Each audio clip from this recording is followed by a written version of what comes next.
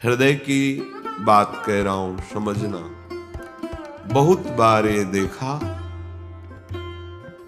कुछ ऐसी वासनाएं होती हैं कई जन्मों की, इतनी दृढ़ होती हैं कि बहुत समय तक भजन करने पर भी, ये जब तक भगवत साक्षात्कार नहीं होता तब तक ये बनी ही रहती सूक्ष्म रूप से।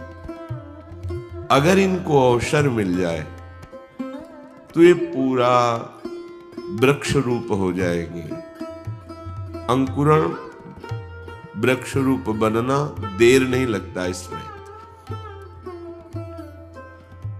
बहुत बार प्रयास करने पर वो वासना अपने द्वारा नष्ट नहीं की जा सकती, ये देखा है। उसके लिए गुरुदेव के चरणों में, आराध्य देव के चरणों में मन से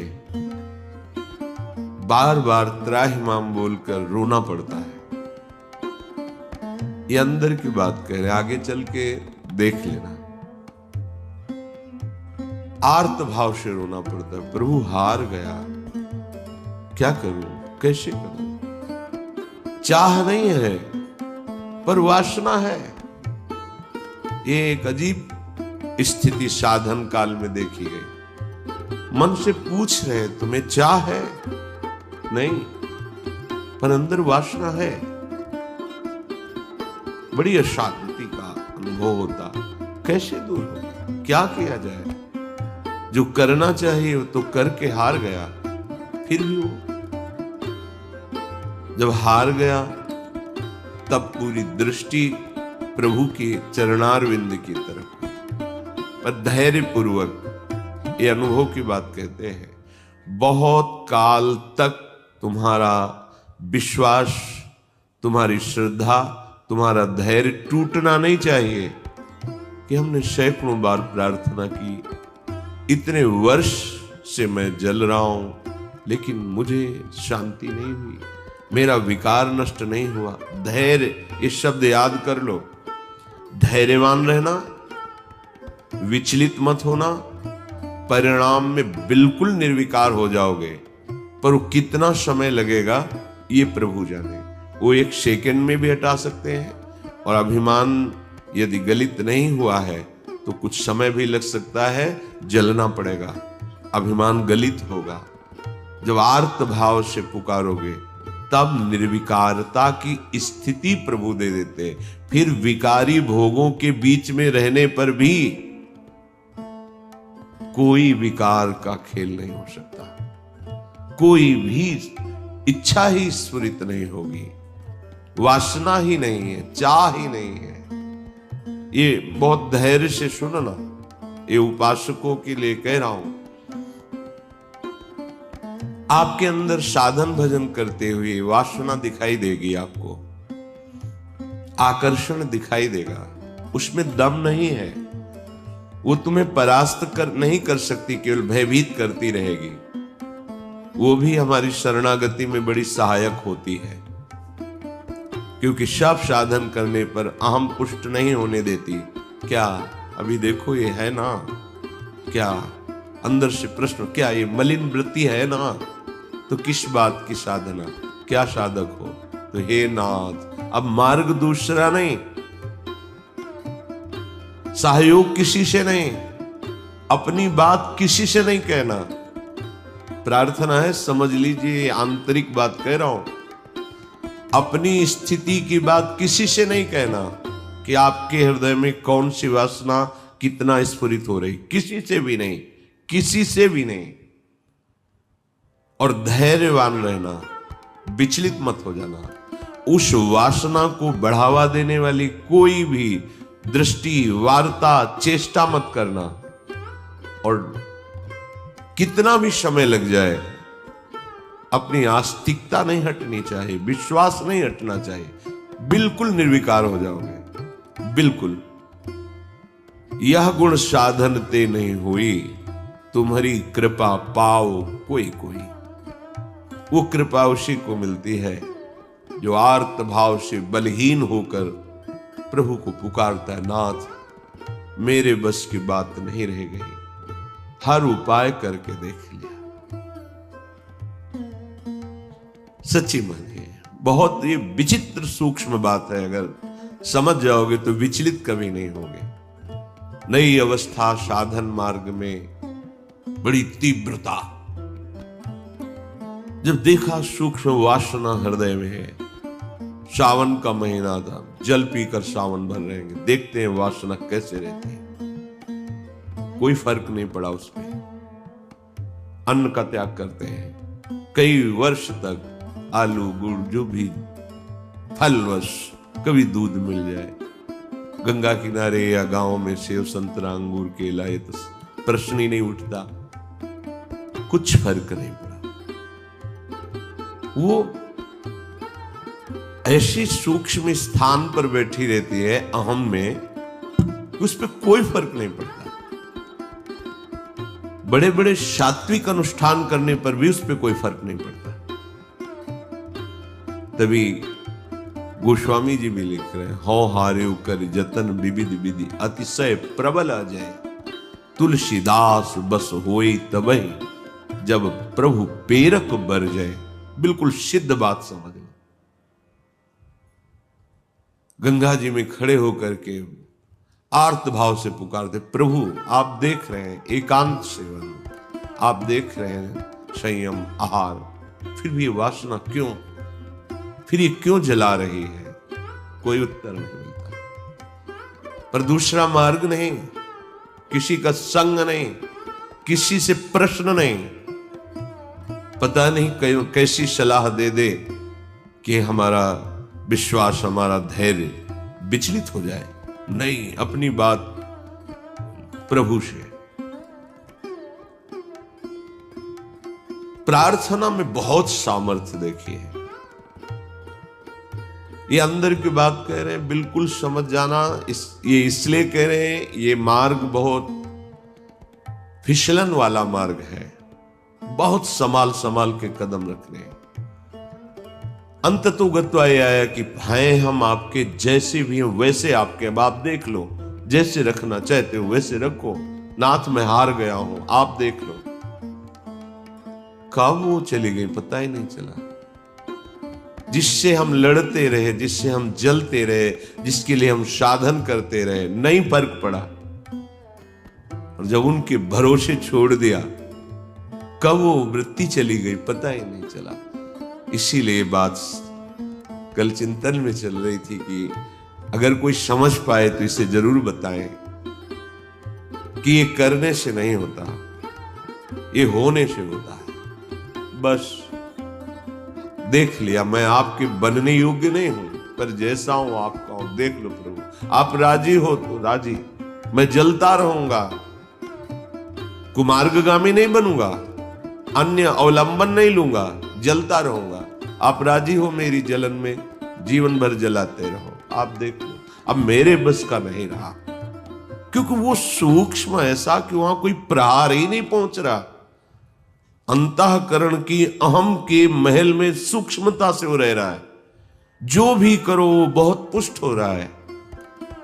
केवल हटा या हटेगा या हट रहा है तो प्रभु की कृपा से।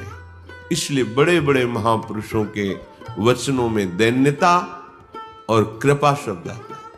दैन्यता को हम तुच्छा परम मधमा, कृपा हेश वृंदावनस्य, ये वृंदावन की महिमा, ये वृंदावनेश्वरी की महिमा, वृंदावनाधीश्वर की कृपा।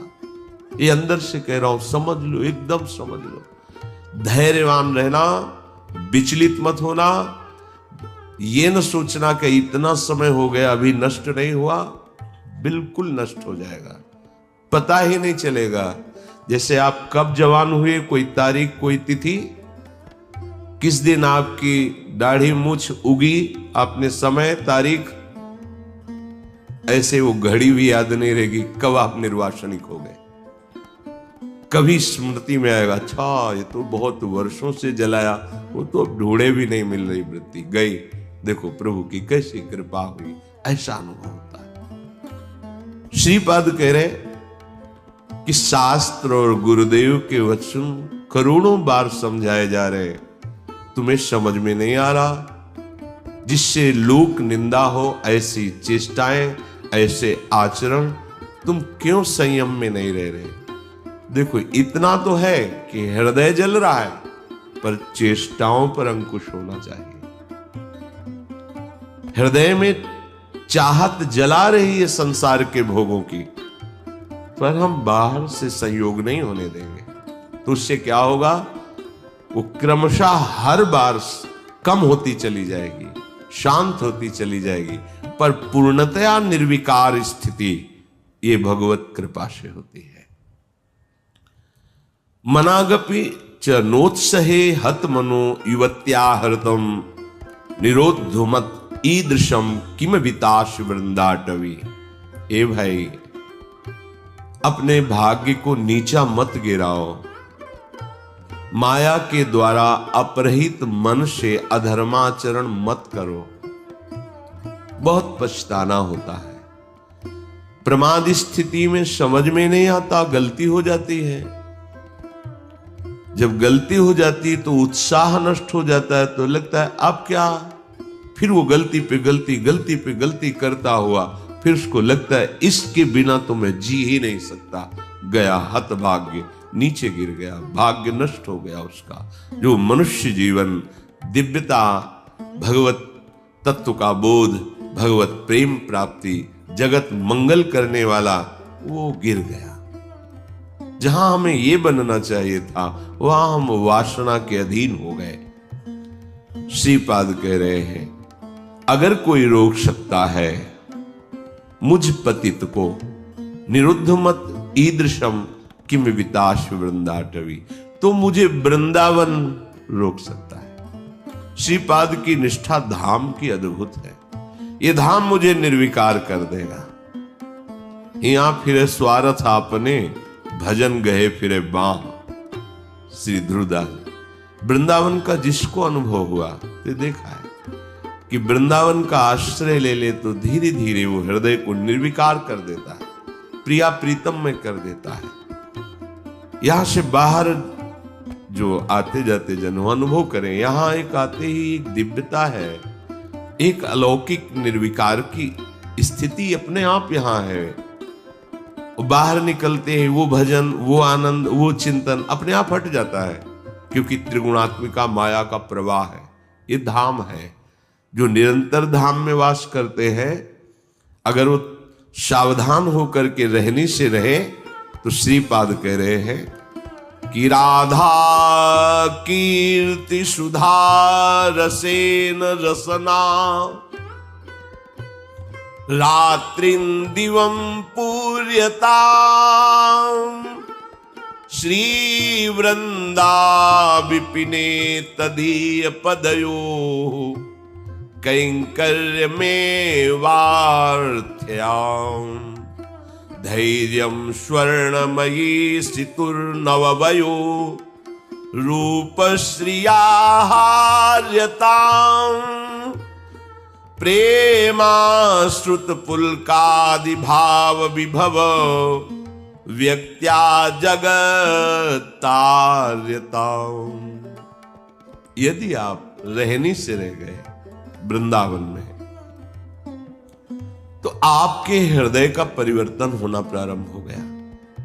आपको श्री जी की चर्चा, प्रभु की चर्चा, ये अमृत जैसी लगने लगेगी। जैसे देखो, आपको कोई कहे कि 3 बजे रात्रि के जग के दिनचर्या करके स्नान आदि आपको पहुंचना है, कितना बोझा लगेगा इस समय सोना छोड़ करके दिनचर्या। लेकिन बिना किसी कष्ट के आप, बिना किसी विषाद के आप बिल्कुल उत्साहित होकर, तैयार होकर सत्संग में आते हैं। ये वृंदावन की कृपा है जो हमारे मन को ऐसा किया गया है।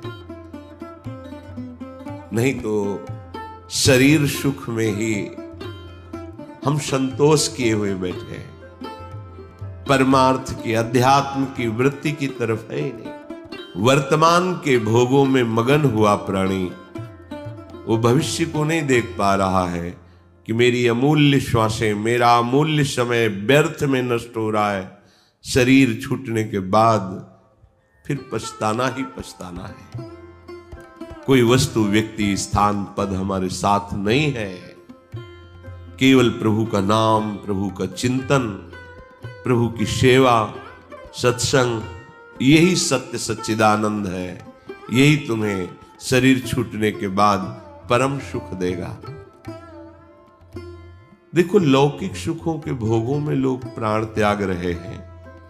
तुम्हें एक जरा सा विवेक केवल धारण करने की जरूरत है। तुम्हें खुद दिखाई देगा कि सब धोखे में जीवन नष्ट हो रहा है।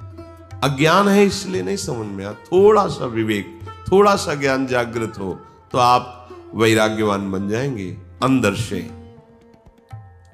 यदि आपको प्रभु की कथा वार्ता अच्छी लगने लगी है, बड़ी कृपा हो गई है। रोग का प्रभाव कम होने लगा है। नहीं, यह हरिचरित सुहाता नहीं है। जब हृदय मलिन होता है तो भगवत चर्चा नहीं सुहाती। राधा कीर्ति सुधा रसेन, रसना, ऐसा आपका जीव का स्वभाव बन जाए। चतुराशी जी, आपका जीवन बन जाए। गुनगुना रहे पर या किसी भी ध्वनि में राधा नाम गुनगुना रहे, आपकी रसना पवित्र हो रही है। आपकी वाकेंद्री पवित्र हो रही है। जब राधा राधा बोलते हैं तो ये जो रस निकलता है मुख में, ये बहुत बड़ा चरणामृत है। जैसे हम नाम का स्नान कराते तो चरणामृत होता है ना। राधा राधा राधा, तो जो अंदर ये जब हृदय में पहुंचता है तो पापों का नाश करता है। राधा राधा राधा राधा राधा, ये तो जो निकला ये महान चरणामृत है। हृदय में जाकर पापों का नाश करता है। ये अकाल मृत्यु का नाश कर देता है। राधा नाम जपने से अकाल मृत्यु नहीं होगी। ये चरणामृत जा रहा है। राधा नाम अभी प्राण छूट जाए श्री जी को प्राप्त होगे। जिसका नाम वहीं धाम में पहुंच जाओगे। राधा नाम चल रहा है, कोई तुमसे भूल चूक हो गई, असत क्रिया हो गई, तत्काल भस्म हो जाएगा। उसका दंड नहीं भोगना पड़ेगा। इसका मतलब ये नहीं कि हम उत्साहित होकर पापाचरण करें, नहीं। कोई असावधानी, कोई त्रुटि, तत्काल वो जमा नहीं होगा। जाके कर्म वो जमा नहीं होगा, उसी समय भस्म हो जाएगा। विशेष है तो उसी समय आपको दंड मिल जाएगा। आप चबेटा लगा, गिर गए, आपको ठोकर लगी, अब कुछ हुआ, तत्काल शरणागत के लिए हिसाब आगे नहीं रखा जाता। तत्काल जलन हुई, तत्काल कोई चोट लग गई, तत्काल कोई कटु वचन बोल दिए, हृदय जला, शांत, वो पाप नष्ट।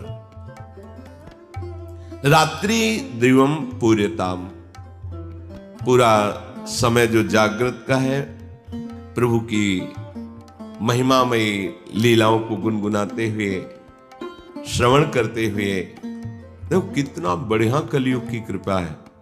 आप अपने घर में सत्संग चला के रख दें, पूरे कार्य करें। वो वातावरण भागवतिक और शब्द सत्संग के पढ़ रहे हैं। जैसे एकाग्रता पूर्वक सुने तो और अच्छा है, पर भजन करने में मन भागता है। अगर सत्संग चला को और फिर भजन करो तो जब भागेगा तो दो बातें हो रही, एक तो नाम चल रहा है और दूसरा सत्संग चल रहा है, तो जा नहीं पाएगा। उसे घेरो पहले। वास्तविक जो भजन का आनंद आएगा वो तो तब खुद अपने आप फिर इच्छा नहीं होगी। ये होगा कि जो नाम चल रहा है उसी को सुने, उसी को देखें, उसी पर। ऐसी स्थिति तक पहुंचने के लिए ये अच्छा है साधन कि सत्संग चला के बैठ गए। अब 1 घंटा का सत्संग चल रहा है, माला लिए बैठे, मन भागने की कोशिश करे सत्संग में, उसे 2 में पकड़ा। सत्संग चल रहा है, नाम चल रहा है, पकड़ा रहे। पूज्य राधा बाबा ने कहा 2 नाम चलाओ एक साथ। कितने प्रवीण महापुरुष हैं। एक तो चल नहीं पा रहा, वो कह रहे एक और अलग अलग। बाबा की अलग अलग महापुरुषों का चिंतन होता है। इसे हम जप रहे हैं ये नाम और चिंतन मिला रहे मंत्र। अब भागेगा तो कहां भागेगा? जो नाम भी जपना, चिंतन मंत्र का करना है। चल रहा है मंत्र, चिंतन राधा नाम। देखो एक ही में नहीं टिकता है तो 2 कितने प्रवीण, भाग तो भाग, काम भाग के जाएगा, घेरते हैं। तो चलो अपने में इतनी योग्यता नहीं है कि एक साथ, तो फिर सत्संग है, प्रभु की छवि सामने रख लो, बार बार निहारते रहो। इसको डबल लगाना पड़ेगा। वास्तविक परमानंद का अनुभव एक में ही होगा, पर वहां तक पहुंचने के लिए हमें एकाग्रता लाने के लिए ऐसे बाहरी साधन रखने चाहिए जिससे अब बाहरी साधन टेलीविजन न रखे कि माला चल रहा है और नाटक सिनेमा देखोगे तो फिर वो नहीं। भागवतिक ही होना चाहिए, कोई भगवत प्रेमी महापुरुष के वचन या प्रभु की छवि रखें, बार बार नक्श सीख लो, अंग माधुरी देख रहे, नाम जप कर रहे हैं या नाम जप चल रहा है और किसी पद की पंक्ति को बार बार भाग नहीं पाएगा, जैसे घेरा जाता है। भोजन के समय हमने देखा कि मन जो है वो छोड़ने की चेष्टा करता, अभ्यास के समय तो इसे बड़े पद में फंसाया, पद कंठस्थ तो बड़े पद में शुरू किया। अब आराम से पूरी पद में दृष्टि, क्योंकि बड़ा पद भूल जाएंगे तो भूल जाएंगे, फिर आराम से पा रहे और पद पूरा चल रहा है। धीरे धीरे ऐसा कि कवल उठाते ही पद चलने लगे। अब 1 घंटा लगे प्रसाद पाने में, आराम आराम से पा रहे हैं, पूरा पद चिंतन करते हुए।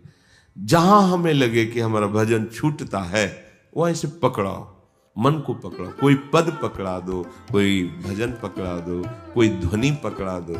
एक बार ये पकड़ लेना, फिर इसका स्वभाव है ये बार बार उसी को पकड़ता है।